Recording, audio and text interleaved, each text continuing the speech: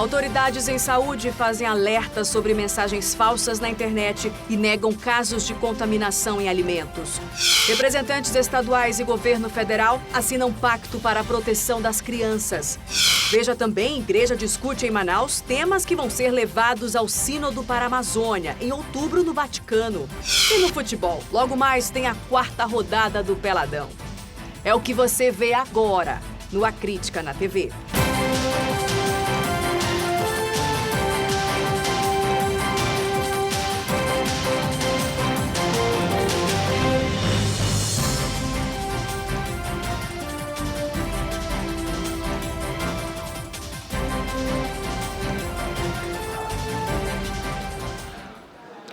Olá, muito boa noite para você.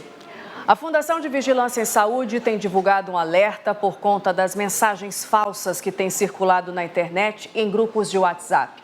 A FVS, por exemplo, desmentiu casos de contaminação por meio do consumo de alguns alimentos. Esta semana, as chamadas fake news envolveram um menino que teria morrido depois de tomar açaí. A mensagem já foi encaminhada várias vezes e diz que os 2 irmãos foram infectados depois de comer açaí. O menino teria ficado com uma bactéria alojada no estômago e morrido. Já a irmã dele estaria em tratamento da bactéria na cabeça. Um áudio também é repassado junto com as falsas informações. Está fora de perigo, né? Só, graças a Deus aí agora é só recuperar. E o que foi não é açaí não, tá? Foi sushi ou camarão. Aí vamos fazer um estudo mais aprofundado para ter exatamente qual é de onde foi que veio a bactéria, né? Mas a princípio ou é salmão ou camarão. Mas nada disso é verdade. A gerente do Centro de Informações Estratégicas de Vigilância em Saúde conversou com a família. Segundo ela, os diagnósticos dos irmãos não têm relação um com o outro e muito menos com a ingestão de comida contaminada. São diagnósticos diferentes. A coincidência é que são 2 irmãos, né, e adoeceram no mesmo período.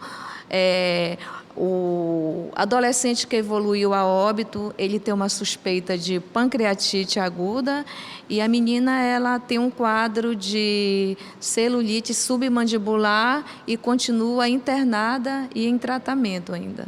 O manuseio inadequado de alguns alimentos pode sim trazer alguns riscos para a saúde. Este ano foram registrados 2 surtos de chagas aqui no Amazonas. O primeiro no município de Uarini. Em junho, 6 pessoas ficaram doentes depois de consumir açaí contaminado. Em Barreirinha, 16 pessoas adoeceram depois de consumir o suco de patauá. Mas, de acordo com a Fundação de Vigilância em Saúde, essas situações foram pontuais e já estão controladas. Em Manaus, a incidência da doença é ainda mais baixa. E a história que vem circulando nas redes sociais sobre os irmãos também não tem nem mesmo indícios de ser chagas. A FVS alerta que é preciso ter cuidado com o tipo de informação recebida pelos meios digitais e, antes de repassá-las, é necessário checar se são verdadeiras ou não. Assim, o que a gente, na realidade, pede é que as pessoas tenham mais cuidado, né, em divulgar essas informações mentirosas que, muitas das vezes, repercute negativamente na nossa sociedade. Em qualquer setor, na área da saúde, a gente acaba mobilizando uma equipe muito grande para checar a veracidade dessas informações. Então, essa notícia não procede. Prejuízo para todo mundo, principalmente para a família. E uma grande fila se formou hoje de manhã em frente ao Sistema Nacional de Emprego do Estado, na Avenida Djalma Batista. O atendimento começou às 7 da manhã, mas a fila, olha só, se formou desde a madrugada. A procura foi por vagas em mais de 10 cargos oferecidos, principalmente para motoristas, operador de produção e vendedores. Algumas dessas funções não exigiam experiência. Também teve oportunidades para pessoas com deficiência. A previsão é que mais de 1.500 pessoas tenham feito o cadastro. De acordo com a direção do Cine Amazonas, todos que estavam na fila foram atendidos. A Prefeitura de Manaus anunciou hoje que o orçamento para 2020 será de 6,5 bilhões de reais, um valor 19% maior que o de 2019. Eu vou conversar agora ao vivo com a repórter Rosiane Chagas, que tem as informações sobre isso. Oi, Rosiane, então, quais serão as secretarias aí que vão receber um volume maior aí de repasses? Boa noite para você.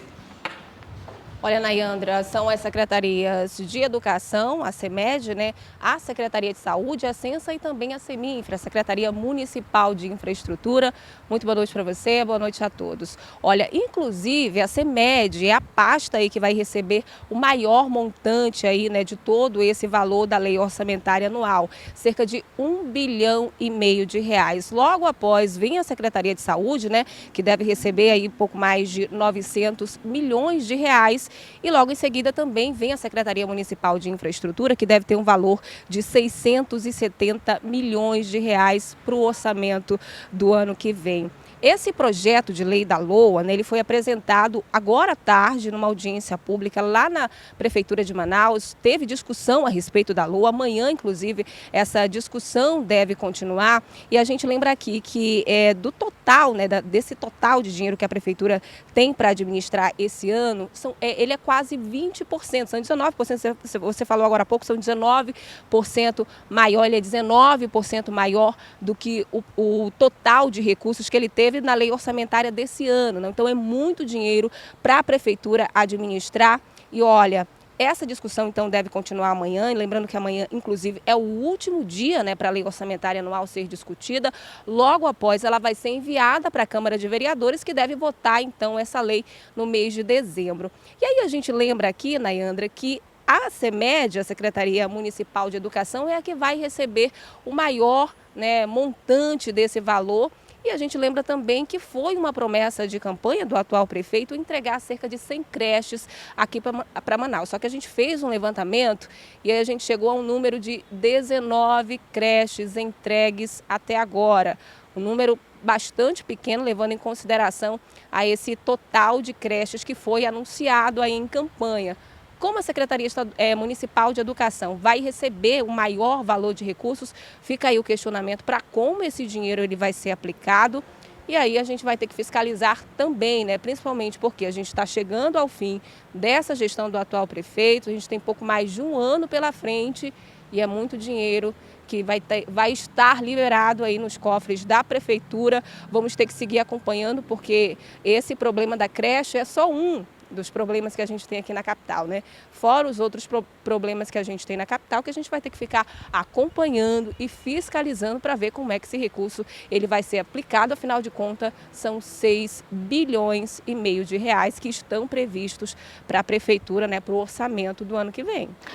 Outra coisa, Rosiane Chagas, que me chamou a atenção aqui nesse caso, a CEMINF também vai receber um volume maior desse repasse.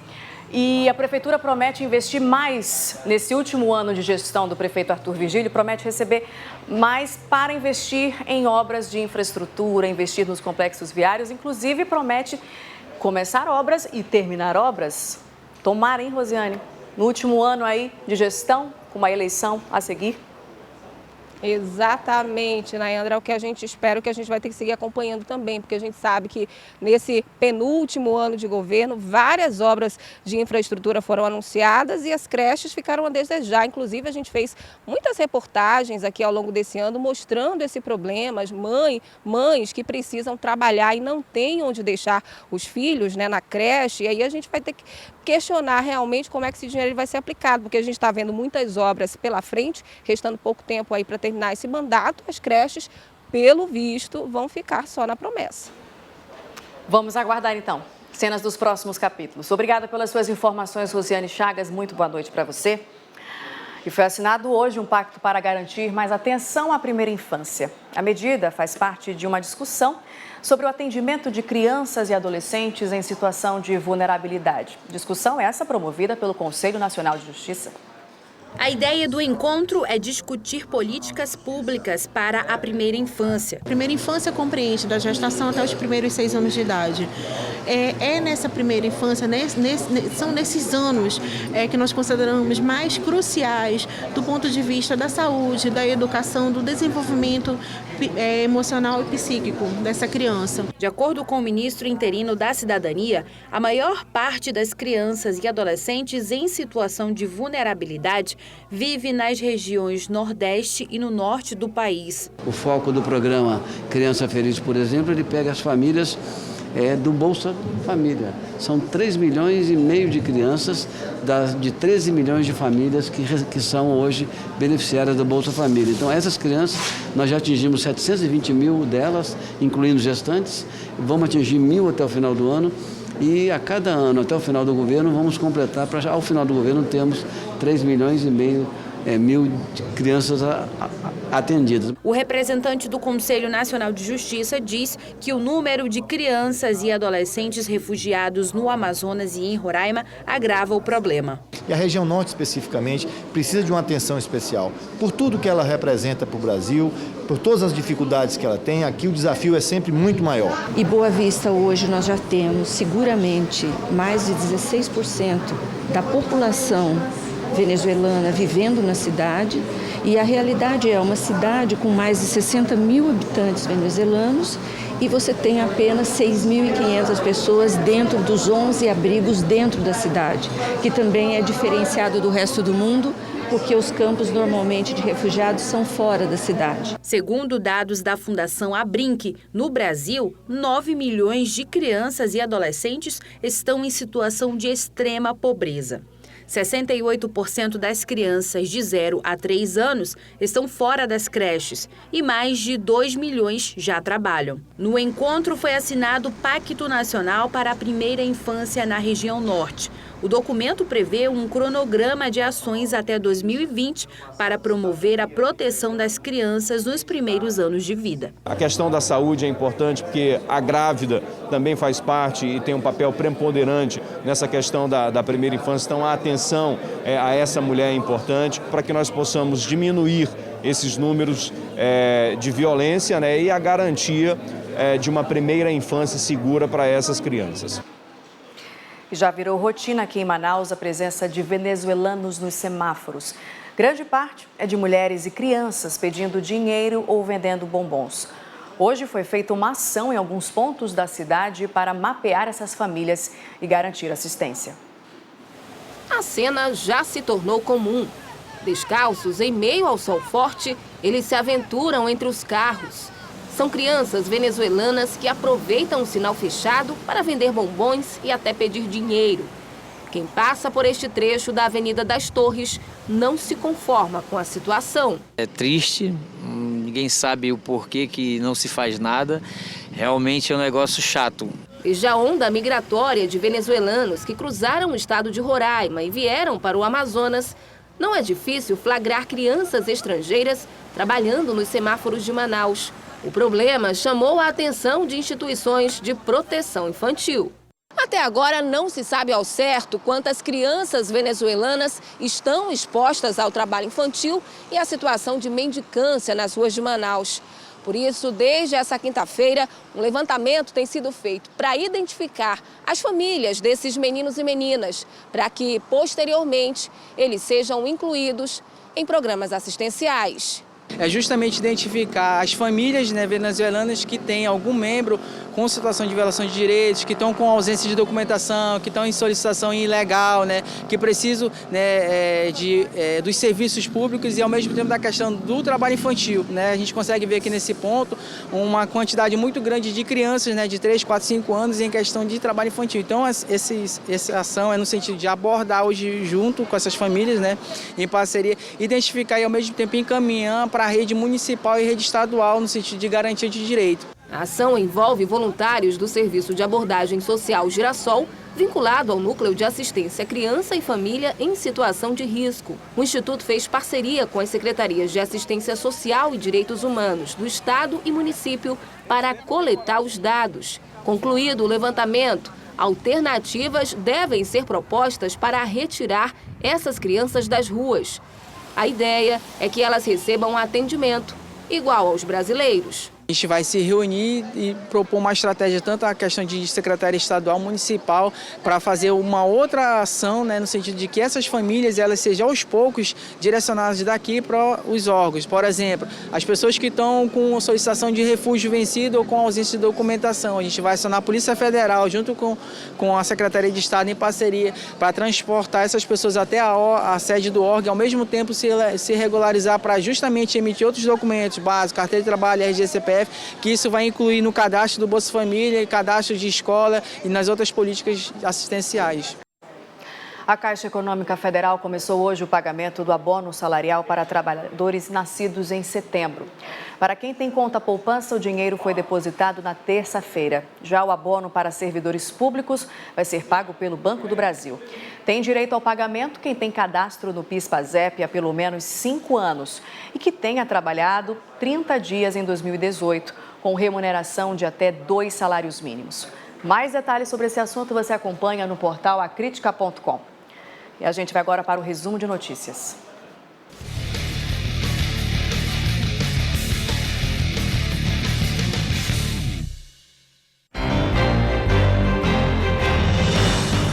Mais de 3.000 medidas protetivas foram solicitadas para mulheres vítimas de violência nos primeiros 6 meses do ano aqui em Manaus. Mas, de acordo com a Delegacia Especializada em Crimes contra a Mulher, mesmo com o consentimento da vítima, a aproximação do agressor pode gerar a prisão dele em flagrante. 14 veículos roubados foram recuperados nas últimas 24 horas na capital e no interior. O maior número de casos foi na zona leste de Manaus. A polícia também encontrou carros e motos roubados em Iranduba e em Guajará.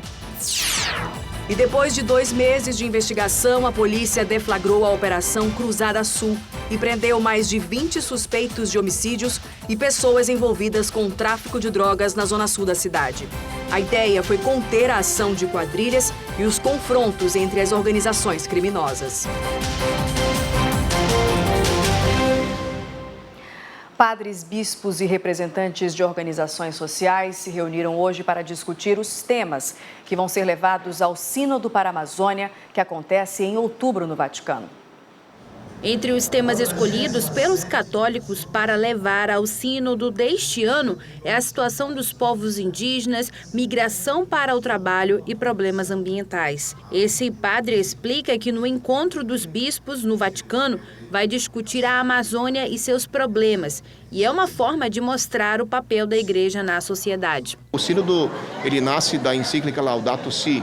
Ele foi convocado em 2017. Então, acho que muitas pessoas não estão compreendendo que se trata de um encontro de igreja que reflete qual o seu papel dentro de uma realidade e que, obediente ao Evangelho, à pessoa de Jesus, evidentemente a evangelização diz respeito a tudo aquilo que toca a vida das pessoas, não é? Nesta assembleia, que reuniu representantes da Igreja Católica na região norte, foi um momento também para definir novas diretrizes para a ação evangelizadora da Igreja no Brasil. A verdadeira evangelização provoca em nós satisfação com aquilo que promove a vida e insatisfação com aquilo que não promove a vida, que é a dimensão profética, de anunciar a boa nova e denunciar a injustiça ou aquilo que causa o mal. E milhares de católicos participaram hoje em Manaus das celebrações dos 20 anos da novena de São José. 5 novenas foram realizadas hoje. A primeira começou às 6 da manhã e foi celebrada pelo padre Sérgio Lúcio da Costa, um dos fundadores do evento religioso. O ex-pároco do santuário, que hoje é reitor da Basílica do Sagrado Coração de Jesus, no Recife, também participou das celebrações do meio-dia e das 7 da noite e, claro, emocionou os fiéis. A tradicional novena da Bênção de São José Operário é realizada todo dia 19 de cada mês no santuário, que fica no bairro Praça 14, na zona sul da cidade. Veja a seguir, logo mais tem rodada dupla do Peladão e a gente traz os detalhes aí ao vivo para você. Agora são 8h08, a Crítica na TV volta já.